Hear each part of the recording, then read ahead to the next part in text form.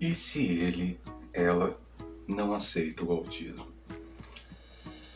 Nós estamos falando do companheiro ou da companheira. E se ele ou ela não aceita o autismo? O que eu preciso? Para onde que eu vou? O que eu devo fazer? Essa é uma conversa que pode gerar gatilhos. Então, vale a pena a gente conversar, sim. Mas se de repente em algum momento esse vídeo te causar algum movimento ou desconforto, para e assiste ele no momento oportuno. Mas não deixe de assistir. Quem está pelo Spotify, quem está pelas plataformas de áudio, pausa. Mas não deixe. Essa conversa precisa ser feita. Ser feita com você mesmo. Isso vai realmente talvez seja revelador e vai te ajudar e ajudar o teu filho, a tua filha a uma direção. Vamos lá?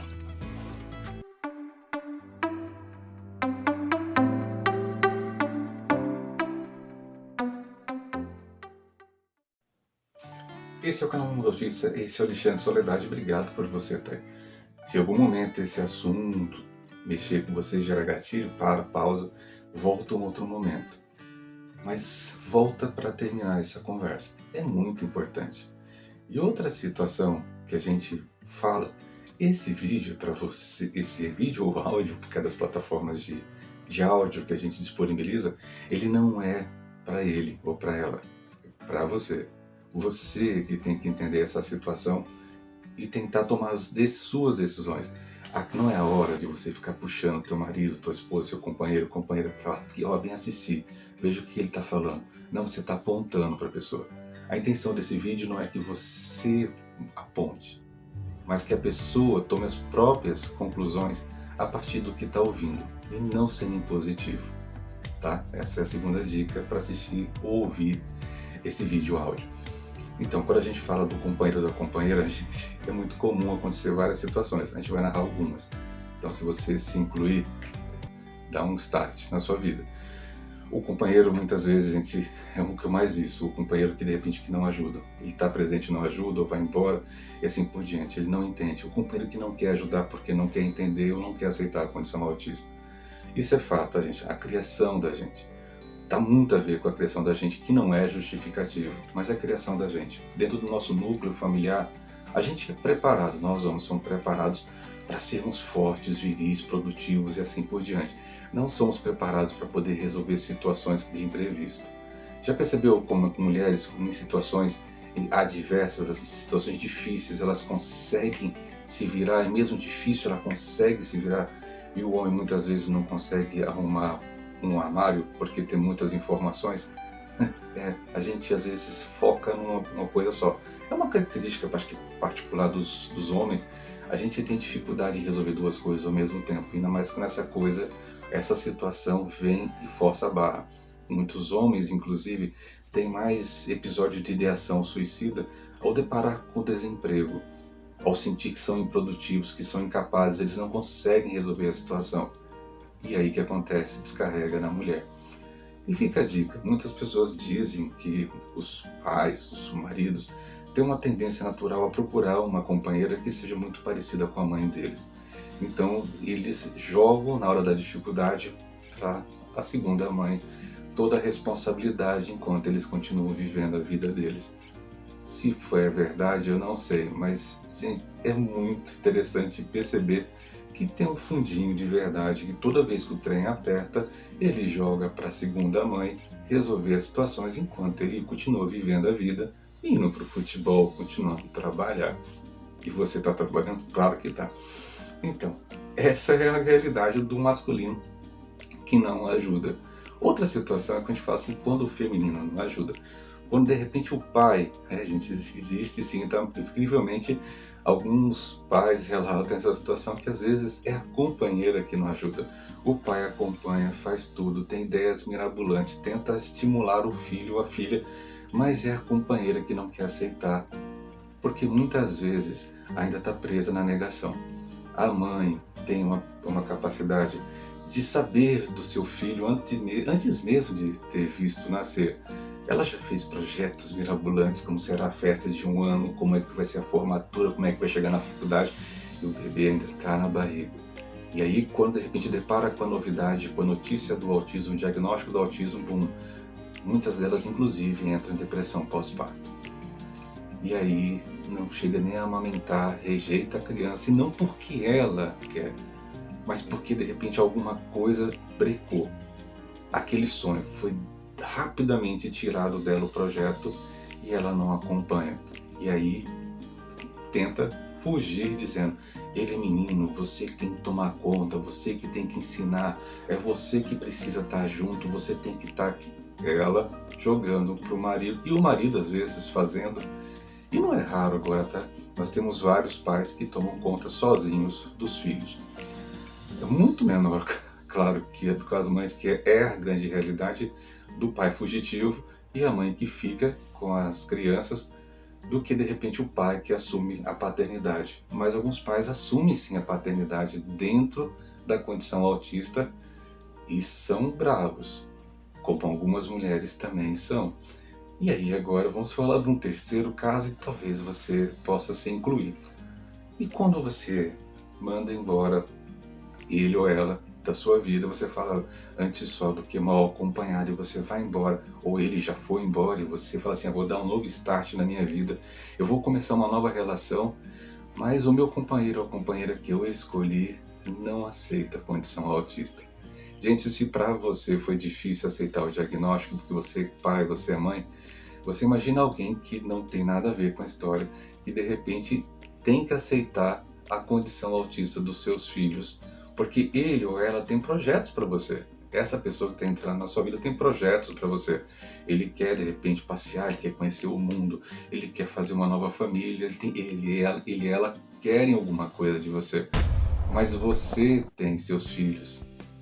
E aí, o que esperar dessa pessoa nesse momento? Ah, mas ela tem que ter maturidade, você tem que procurar uma pessoa que tem maturidade, aí você tem que procurar uma pessoa que te apoie. Se você vai ter alguém na sua vida, essa pessoa tem que entender. Gente, esse é o mundo ideal que a gente imagina, mas não necessariamente é assim. Sabe por quê? Que quem está lá fora da tua bolha, da tua realidade, não está muito nem aí com essa situação, está conhecendo você e esperando um pouco de você nessa relação, mas você tem seus filhos. E aí entra as duas situações que a gente vai narrar agora. Quando ela ou ele fala assim: não, meus filhos estavam aqui e eu preciso manter, sim, essa relação com meus filhos. E se você, porventura, não entender, a gente continua tendo um relacionamento, mas quanto a meus filhos, eu não abro mão. Essa é uma possibilidade e tem acontecido. E outra possibilidade que acontece é quando ele ou ela começa um novo relacionamento e de repente ele fala: ah, eu preciso deixar os filhos com o pai, preciso deixar os filhos com a mãe porque eu estou com essa nova relação, eu preciso viver, eu tenho direito a viver, e os filhos acabam ficando esquecidos. Viu como é que é difícil? É difícil ter um relacionamento. É difícil ter um relacionamento quando você tem o diagnóstico. E você é preciso também ter maturidade para entender que ter um relacionamento, recomeçar um relacionamento com o diagnóstico em família também é difícil. Porque o autismo não atinge simplesmente a pessoa autista, ele atinge o entorno do autismo, inclusive a tua família. Todo o processo que você vai tentar rever, vai tentar fazer novamente acontecer na sua vida, o autismo vai estar ali.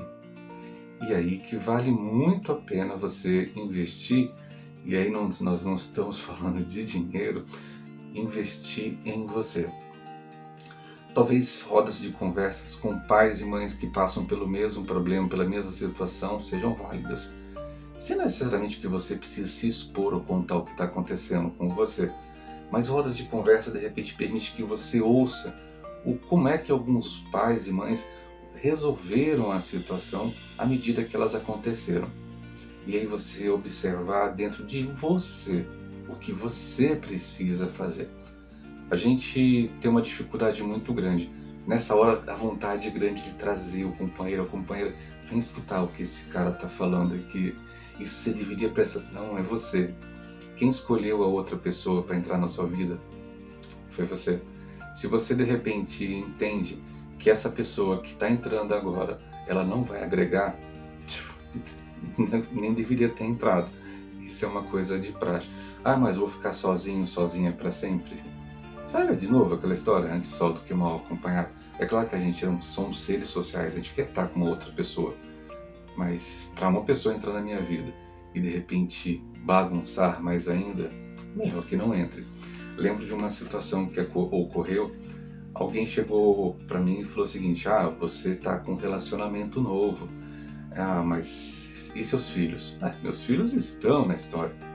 Ah, mas é assim, né? Quem quer a flor tem que se virar com os espinhos. Essa foi uma frase que foi dita para mim. Gente, quem tá com a flor é preciso entender que os espinhos estão ali. E eu respondi: e quem foi que disse que meus filhos são espinhos? Quem foi que disse? Meus filhos não são espinhos. Quando ele ou ela conheceu a árvore, ela já tinha fruto. Meus filhos são frutos de mim, não espinhos. Então, se você entender que seu filho e sua filha não é um entrave na sua vida, e quem está entrando na sua vida, ou quem está doido para sair da sua vida, acha que teu filho é um espinho, ele já deveria ou ela já deveria ter saído da sua vida há muito tempo. E aí a gente fala: mas como é que eu vou sobreviver?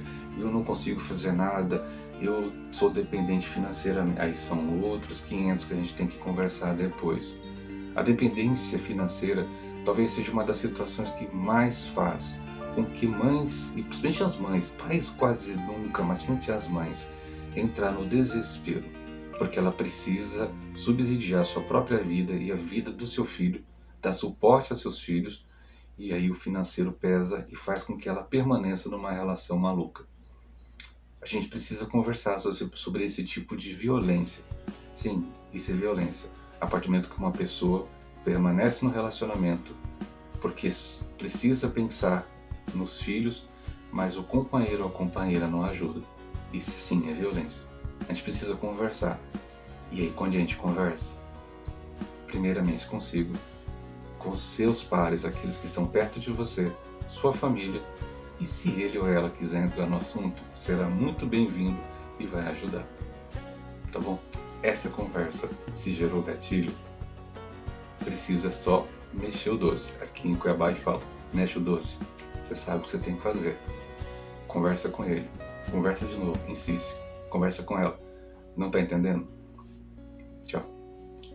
Então, gente, fica essa dica. Cuide de você. Autocuidado. Tudo bom? Até a próxima.